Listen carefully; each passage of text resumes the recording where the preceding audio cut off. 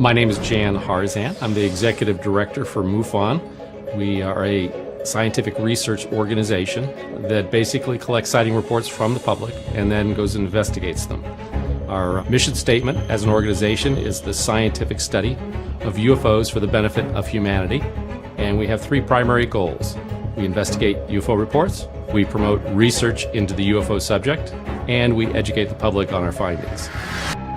MUFON is really more just left of center, where we try to take a scientific approach by collecting the data first off, and then reviewing the data, investigating the data, and making sure that what we're seeing is actually something that's truly an unknown. We have 3,000 members worldwide. Many scientists, physicists, PhDs, metallurgists, biologists, all the way down to just the average citizen who really wants to get involved. Some of those have chosen to become field investigators, and they go through our field investigative training courses. They become part of the team in their state or country where they reside, and they actually get engaged in going out and meeting this phenomena head on. We receive about 500 to 1,000 reports per month from around the world. Field investigators will take the case, generally review it, try to come up with a hypothesis, checking star charts, and we'll go put an investigation in place to determine what exactly happened. We've recently formed a science review board, and that board is made up of scientists from around the United States and around the world to review some of our more significant cases and try to render an opinion on them. What we'd like to do is be more outbound, more outspoken in terms of the really true UFO cases. So MUFON is moving forward with this approach, and we'll be publishing papers in these different areas to allow the general public and even the scientific community to be able to be challenged by what we're finding. That's the strength of MUFON as an organization, is being really the truth seekers of the UFO field.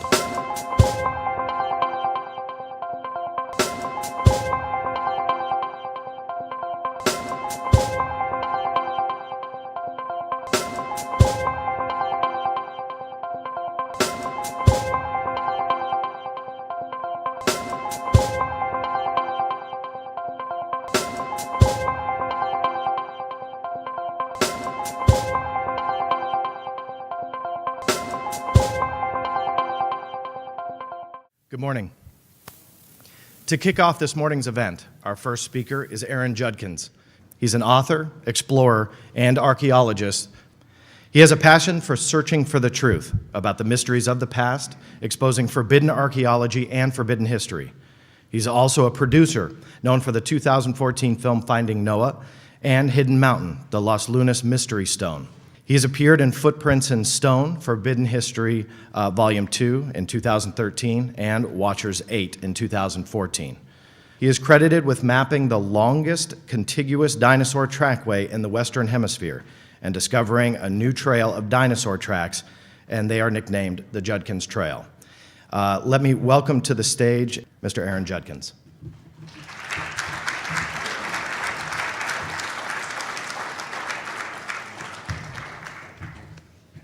Good morning. We're going to get started. The topic is the return of the Nephilim. How many know what the Nephilim are? Okay. I hope you learned something new, because this is going to be a very fascinating topic.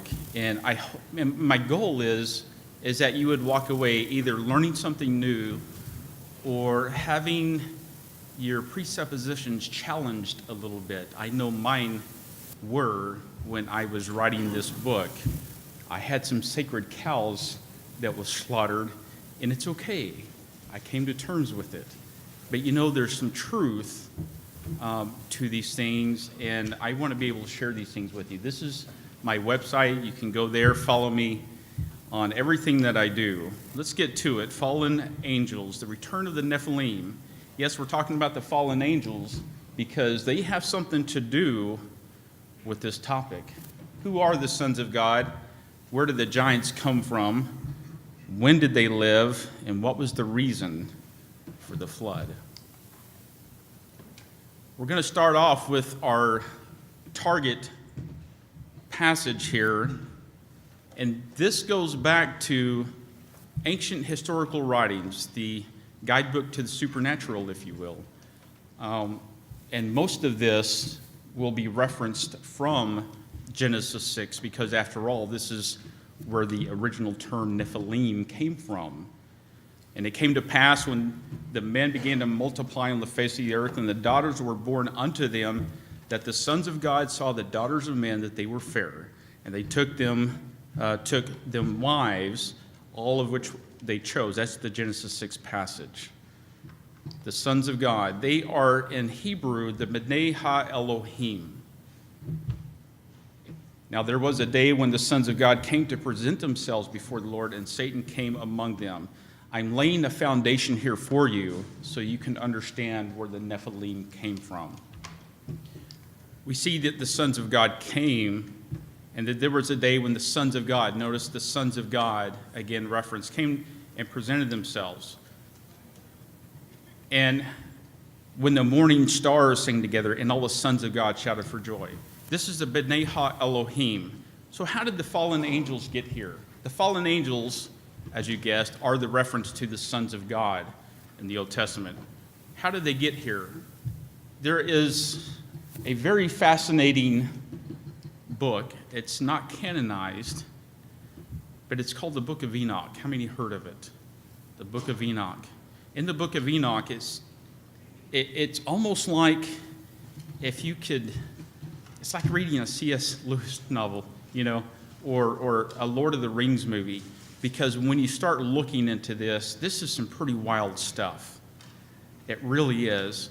And although we can't say with a surety that everything in there happened in history, we can't say that everything in there is true. It may give us some insight, though, into the past. If we could peer into the past a little bit, the Book of Enoch does that for us.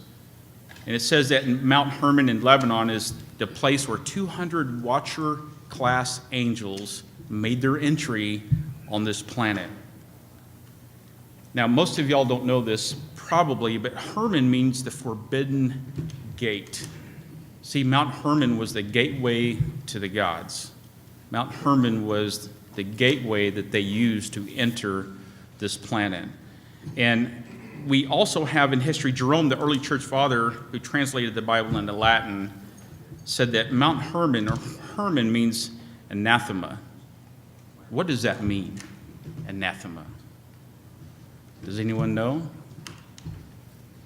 It means forbidden or restricted, right?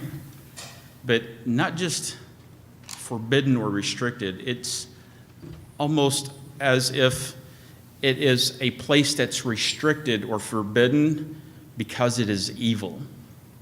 That's the specific term that's used here, anathema, Mount Hermon. It's not just restricted or forbidden. It's forbidden because it's evil. There's an evil presence to it. Something happened back then that Jerome is saying that they used the term anathema when they talked about Mount Hermon. Their purpose was to induce the seed of the serpent into the human race. We're going to talk about this. This is Mount Hermon. Everybody see okay? This is Mount Hermon here. And you've probably heard about Mount Hermon. This is where the tribe of Dan moved into the area. Now, the tribe of Dan was one of the 12 tribes of Israel, and they were the first to break away and go and do their own thing up in the north. I've been to the tribe of Dan where we found where their place was. It's called Tel Dan, and they had built a huge altar there. And the gates and the walls, everything's still there. It's the walls are remarkably intact. I've been there twice.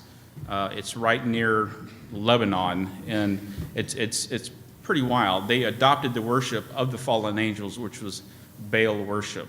So they adopted the Canaanite deities and Ashtaroth from Mount Hermon. We're going to look at, because Baalback, I'm sure you've heard a lot about this term, was a temple discovered honoring Baal in the city that was at the foot of Mount Hermon. This was considered the chief high place in that area. So we know from the stones of Baalback in Lebanon that this is probably one of the great ancient mysteries of the past. You see how they have these huge foundation stones. Some of them are so huge you can't even move them with a crane today. So how did they do this? This is the foundation is still there. Matter of fact, when the Romans came in, the foundation for Baalbek, it was there, and they were so amazed. They marveled at the engineering of Baalbek because they had no clue how that was done. That's how awesome this is, because we're not talking just a little city with stones. That's what Tel Dan was. They just stacked stones. You know, as great as the feat that is, I mean, it's a huge place. I mean, this is awesome. But this is at the foot of Mount Hermon, the place of anathema. We're going to talk about the giants before the flood. And it says that man would be, you know, not living long. It would be only 120 years. But we know back in the Old Testament that at some time there was a long lifespan.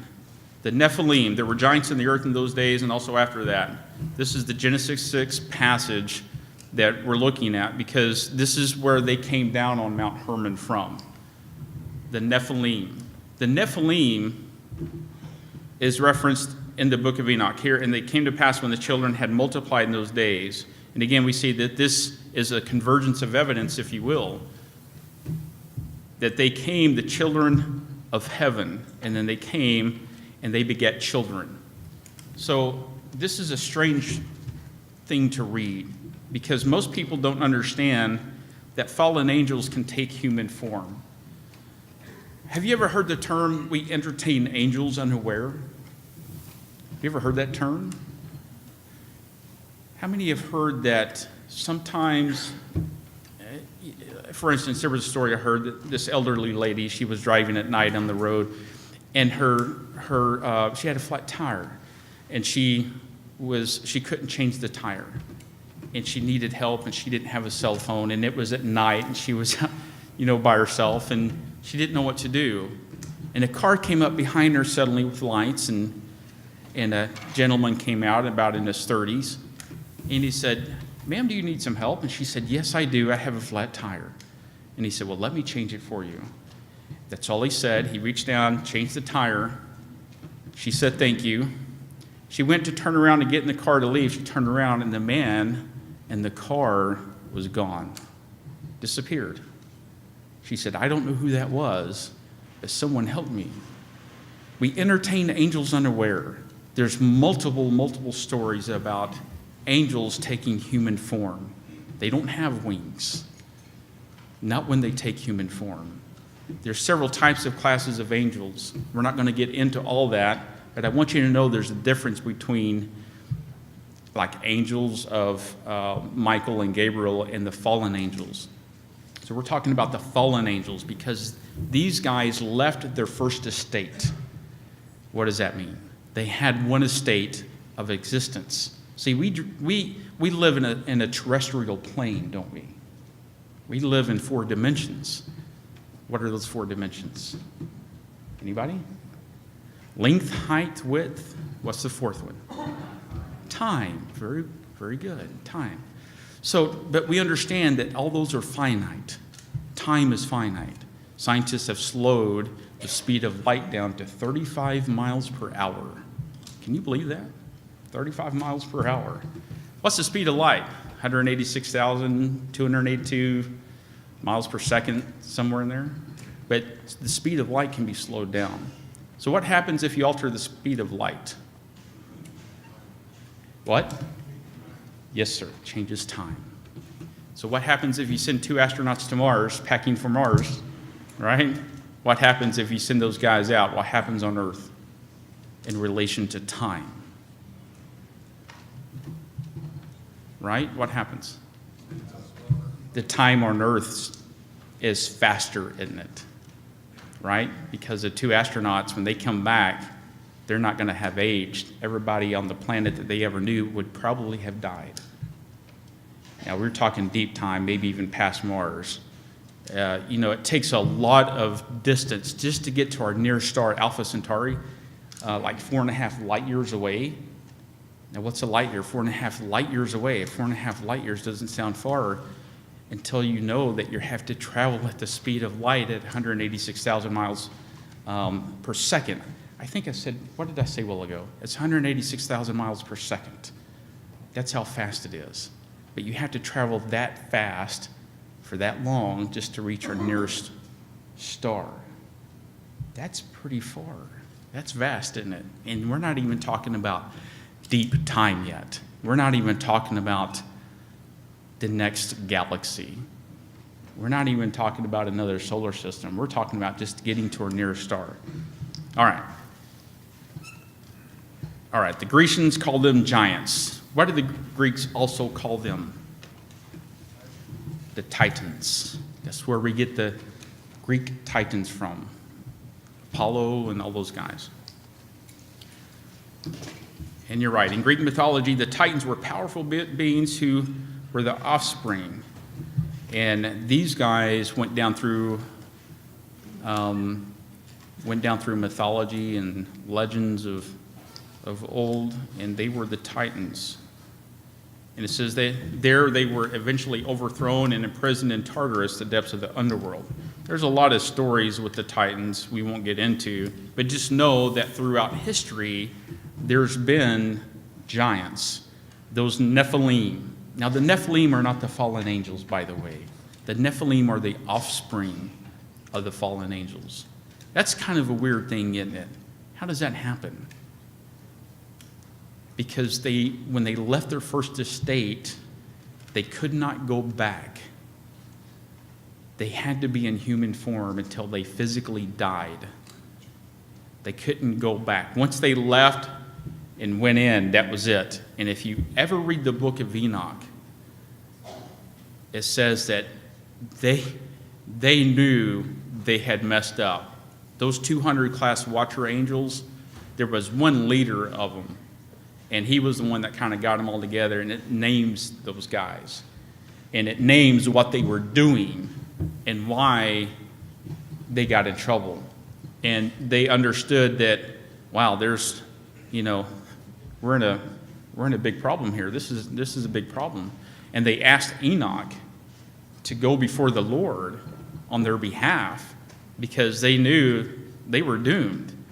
So Enoch goes before the Lord and sees, if there's any hope for these guys, and there's not. These guys had to live out a physicality. They died, but at some point, these guys came back. When those guys died, their spirits became disembodied spirits.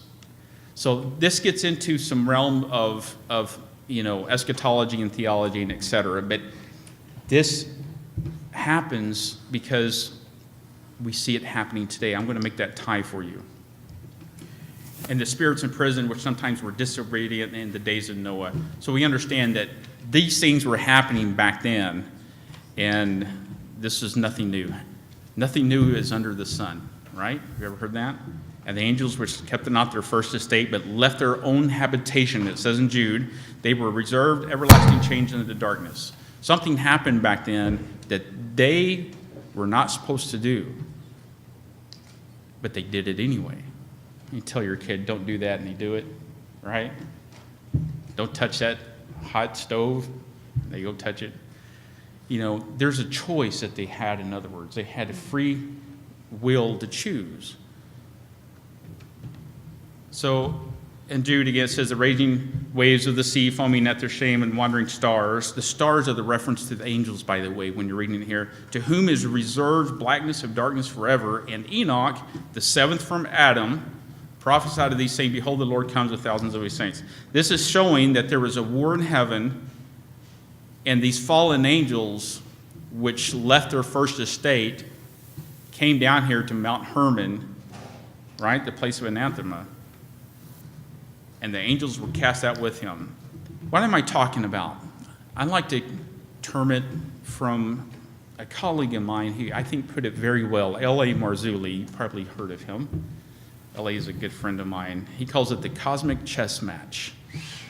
And that's what it really is going on here, cosmic chess match. When we talk about the flood, that the flood came and destroyed the earth, not because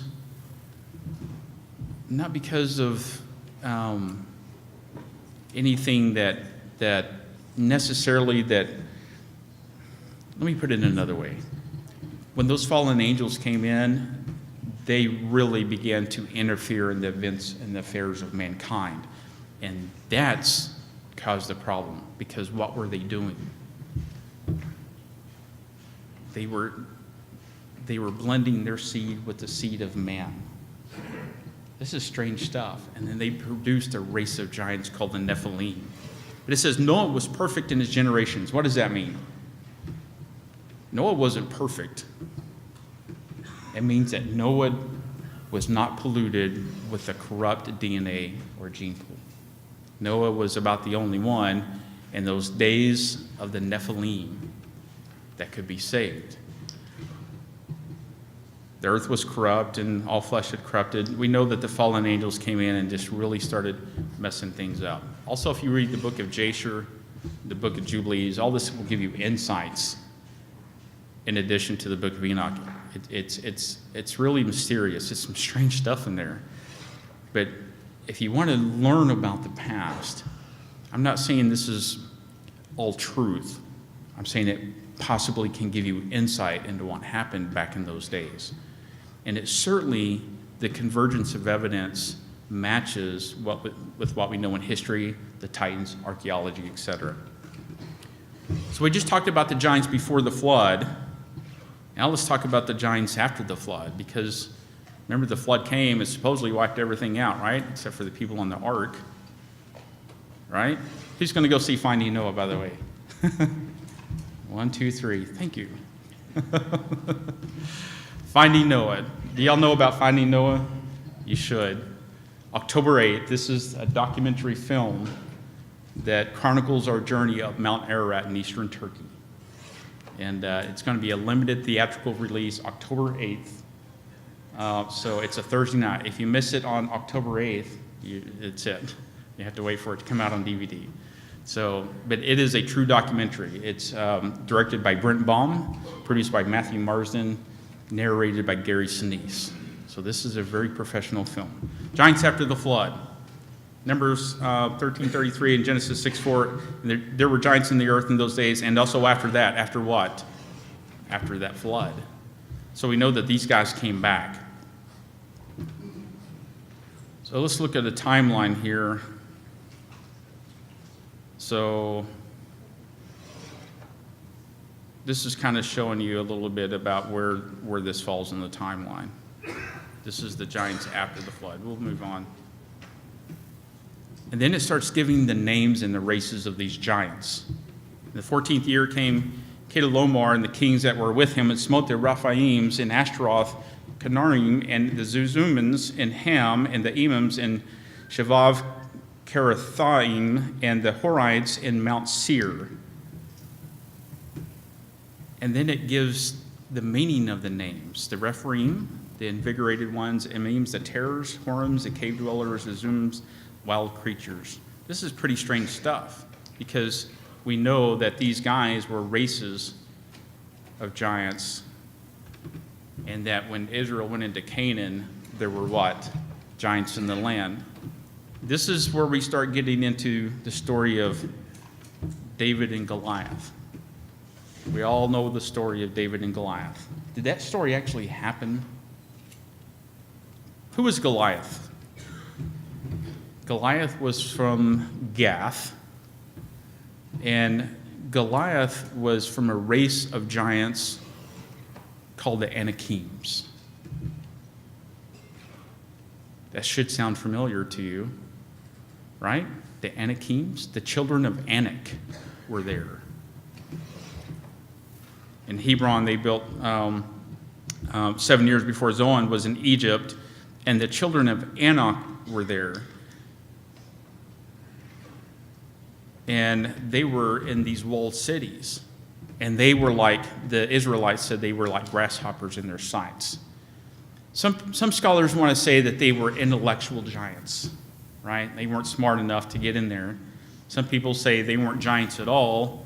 But it's very clear that these guys were Nephilim, the sons of Anak were there. That they were like grasshoppers in their sight. These guys had physical traits that we don't have. They had 6 fingers and 6 toes. They had double rows of teeth. How many have heard about the red-haired giants? A little bit. The red-haired giants, Lovelock Cave, the Paiute Indians in Winnemucca, Nevada. And they found giant skulls in that cave that were still there. And on the Trail of the Nephilim, Volume 1, I write a chapter in Chapter 9 about that. One of my friends actually got in there, and one of the ladies was in there, and he got to photograph those skulls. That's in the book. They found 2 pestles. You know what a pestle is?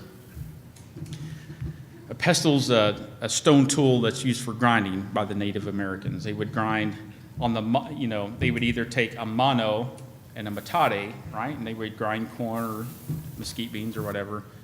But the pestles, it was a long cylinder rock, stone tool, and they would use it to chop corn or whatever. They found 2 pestles at the mouth of Lovelock Cave. One weighed 25 pounds and the other weighed 40. Can you see a little Native American woman trying to use a... No. These were giants, and these giants used these tools. So we see that there were giants after that. The Imims dwelled there as well, and they were as tall as the Anakims, which were also accounted giants as the Anakims, but the Moabites called them Imims. So we know that these guys were there. Goliath had 4 brothers. Did you know that? Goliath had 4 brothers. How do we know that? Well, it tells us if you read that back there in Numbers, right? He had 4 brothers. So let's talk about David real quick. David's a little shepherd boy. He goes out to fight Goliath. He's taunting him, right? And Goliath goes to put on the king's armor, and he can't wear it. He's too small. He can't move in it. He goes, I've been a shepherd. I fought off all kinds of things on my sheep. He said, just let me go out there. He picks up how many rocks? He picks up 5. 1 for Goliath and 4 for his brothers.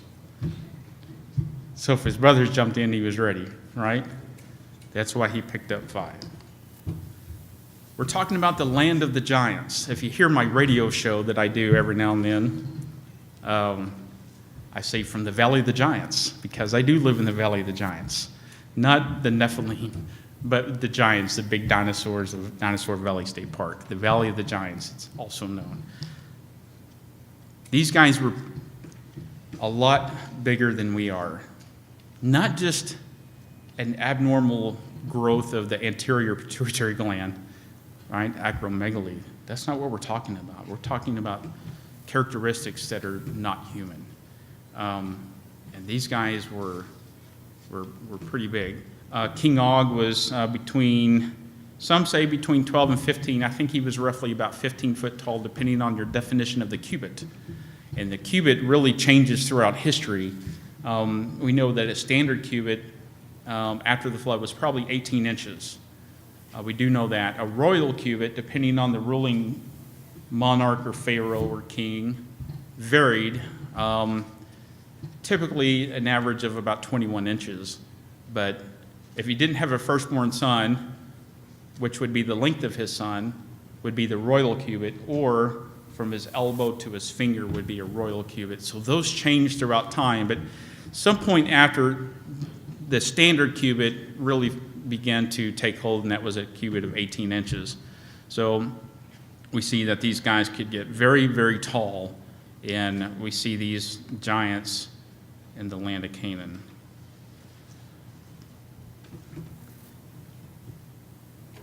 So this is what we're talking about. King Og, it gives his length of his bedstead.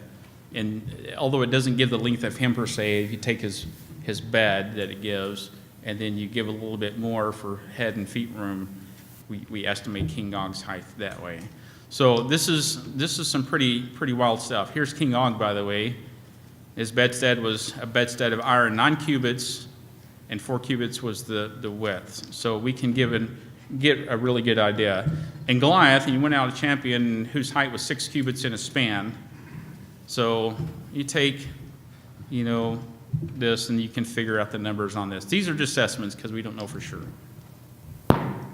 Here's King Og at 15 foot tall. Goliath, I think Goliath was probably a little taller than this. He was probably a little taller. I think these numbers are just, our best guesstimate. But it gives you a very good idea of where we're at on this scale. You see how small we are. When I went to climb Mount Ararat, I didn't see the summit for about 4 days, right? Because it's socked in by weather.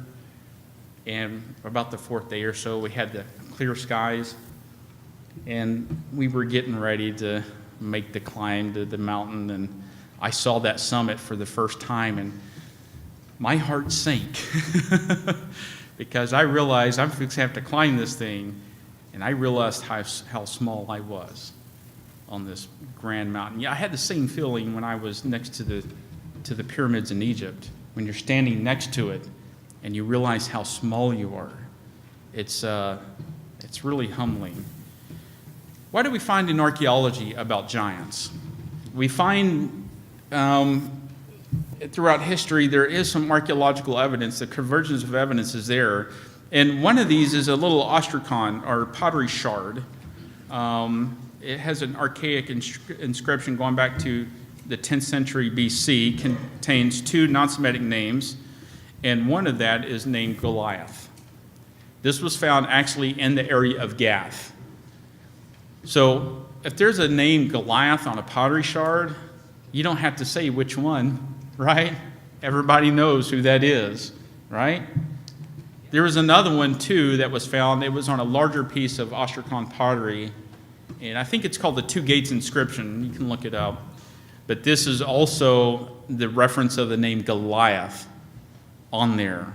So we understand that Goliath's name has been found already on 2 independent dig sites in Israel in the area of Gath, where he was from.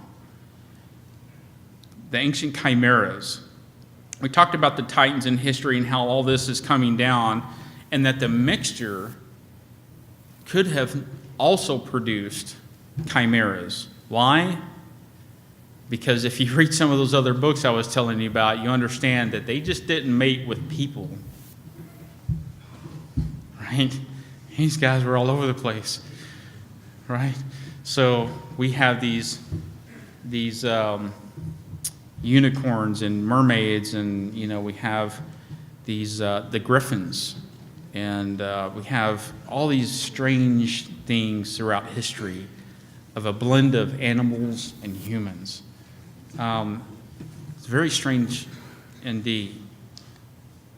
Did you know that science now is looking at modern chimeras? And if anyone has any more information on this, I'd be glad to get it. But according to the UK labs, 150 human-animal hybrids and embryos have been going secretly in July of 2011 for about 3 years. And they've been working on modern-day chimeras. Wonder why they would do that. Bringing back the Nephilim, transgenics, cybergenics. If anyone can vet that photo, I'm all open to it, because I don't know. But I do know that, sorry? Ceramic art piece. You know that there are scientists and labs that are working on these chimeras. What about these? Could it be possible? I don't know. Was it possible that those guys existed in the past? Yes. Why do I say that? Because we see evidence for them in archaeology and in history.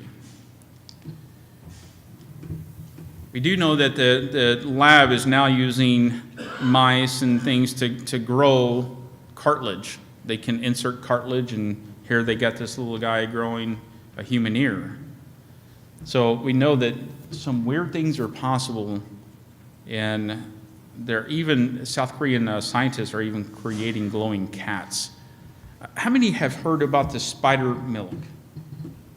The spider milk, that they're blending some kind of a spider silk with with the goats. So when the goats produce milk, it's a spider milk. So it produces some kind of I think they use it in steel production or something. They blend it in. It's super strong stuff, but they use it. And so instead of waiting on the little spiders to do it, they blend it in with the goats, and it produces in the milk. It's called spider milk. Kind of strange. This is a pretty famous picture of Genghis from the land of Genghis Khan in National Geographic. This photo, I think, was pretty much made famous by Steve Quayle in his book. 7 foot 5 inches, 1922. That's pretty big, isn't it? 7 foot 5, but not as big as those other guys that we just saw. This is Robert Wadlow. He was, at that time, the tallest human ever known in his time. He was 8 feet 11 inches tall, and he was only 22. So now, Robert suffered from acromegaly. He was not a Nephilim, all right? But I'm just showing you the comparison of how tall people can get. And most people who suffer from acromegaly, Andre the Giant did. And they basically die at an early age because they die of cardiomyopathy or congestive heart failure, and they have poor health problems and they die at an early age. But this is within the realm of possibilities.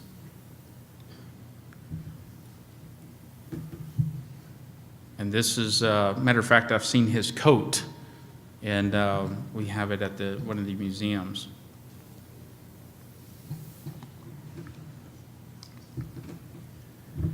What about super soldiers? You think if they could create a super soldier, they would? Why would they do that? You want to win battles, don't you? If you're going into fight, you want to win.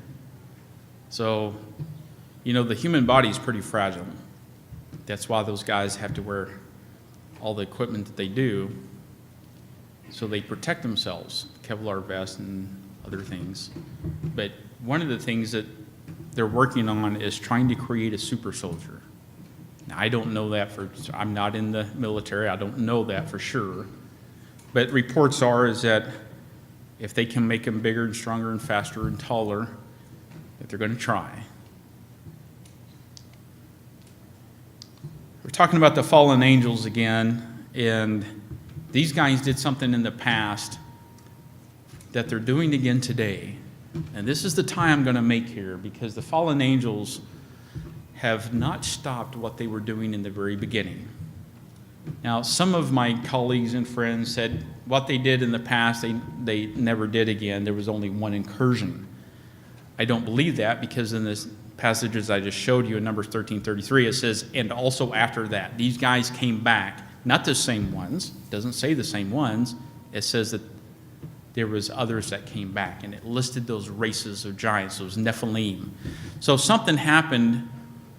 I believe that there was a second incursion, because it doesn't say all of them committed these things. Some of them did. So we see that the serpent is Nakash, or the shining one. And this goes back to Daniel 2:43. And it says that, now Daniel, you have to understand, he's a Hebrew, but he gets taken away into captivity into Babylon, okay, under King Nebuchadnezzar. And he takes away those guys for 70 years. They're held captive in Babylon. And Daniel has this dream, right, about the statue. But one of the things Daniel says is that he says, whereas thou sawest iron mixed with clay, and he's talking about that statue he saw. We won't get into the statue, but he's saying that iron mixed with clay, this is the toes at the bottom of the statue, they shall not mingle themselves with the seed of men. That's a very interesting statement, actually, that he's saying here. They shall not mingle themselves with the seed of men. Who's they? They shall not mingle themselves. Well, if they is those fallen angels, they shall not mingle themselves with the seed of men. It says they shall mingle themselves with the seed of men. Whereas you saw iron mixed with miry clay, but they shall not cleave to one another. In other words, what he's saying is they, whoever they are, and if they are the same they back then in Genesis 6, it's the same they of the fallen angels, they shall mingle themselves again with the seed of men, and they shall not cleave to one another, just like iron does not cleave with clay. He's telling you that something is going to mix with the seed of humanity again, and that will not cleave. That will not be a natural offspring. He's telling you that the return of the Nephilim will come back. This is in prophecy. No marvel, for Satan himself is transformed into an angel of light. We see this throughout history, that we have aliens. We're talking about seed wars, because the seed of the serpent, remember, they shall mix themselves with the seed of men. Something's going on that's corrupting the seed line. We see this in Cush, who begat Nimrod. In the Greek, he's the Gibborim. This is also in the Epic of Gilgamesh. If you don't know that, I would encourage you to go see that, or to go read it. Nimrod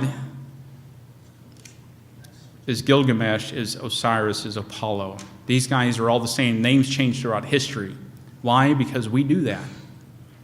It changes with the cultures. Gilgamesh was Nimrod.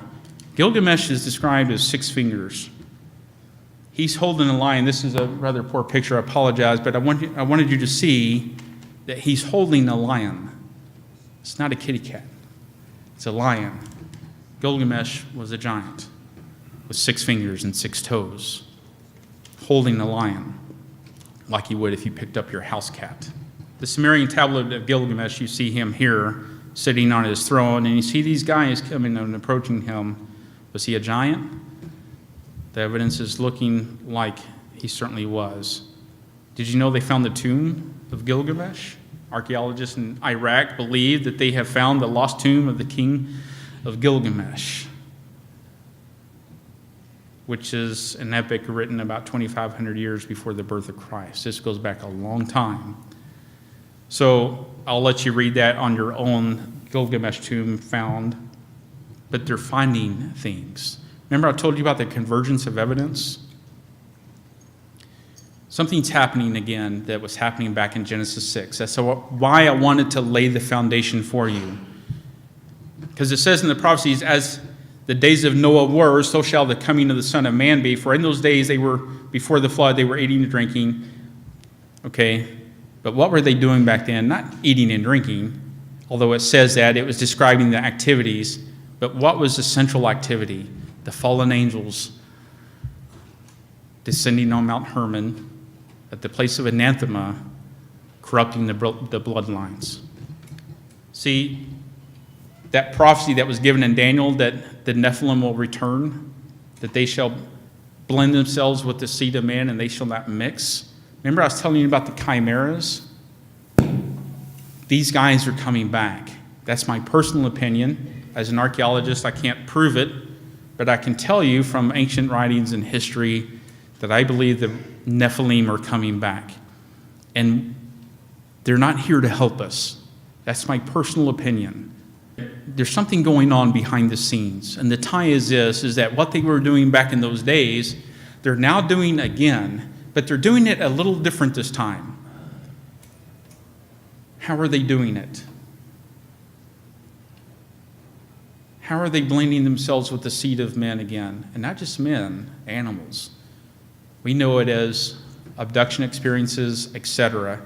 But they're taking people against their will for the most part, losing hours or days or even a week of time. Not because they want to go, because they are forced against their will to go. What's going on? Something's happening. They weren't doing it like they did back in those days. They're doing it a little different this time, but they're doing the same thing. Nothing new is under the sun, is it? They're taking the seed of humanity and blending it with whatever, and I think they're creating another race of Nephilim. Can I prove it? Not necessarily, but there's enough evidence that we all know that leads to that, because we know the testimonies of people who say that they've had that happen to them. Something's going on. Transgenics, the return of the Nephilim. What does it all mean for us? If those guys are coming back, what does it mean? I think it means that something's coming down the pike that's not good. That's my opinion. But I don't think these guys are here to help us. I think they're here for an ulterior motive, and it's for them. It's not for us. Now, you may disagree, and that's okay. This is a big footprint that was found in the banks of the Paluxy River near Glen Rose. That's a 24-inch human track. Is it human, or is it Nephilim? That's a cast of that thing. That's huge, isn't it? We're talking about convergence of evidence. This is Alien Agenda, The Return of the Nephilim. This is the book I co-authored with Dr. McDaniel. And the book did well. We wanted to provide something new for you.